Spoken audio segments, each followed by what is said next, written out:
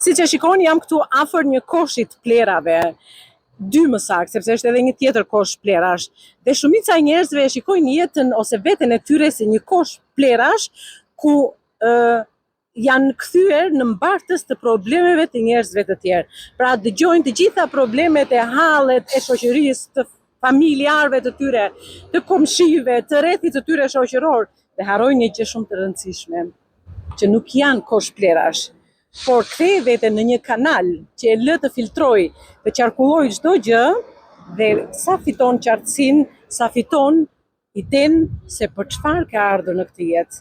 Jo vetëm për të qenë një kosh plerash, për të mbushur me hallet e problemet e të tjerëve, por nëpërmjet këtij kanali ti ta ndriçosh botën, të ndriçosh jetën tënde, të familjes tënde dhe të fëmijëve të tu. Kur të përmendet emri jot, secili që të ka njohur, të thotë, po, e kam njohur dhe unë.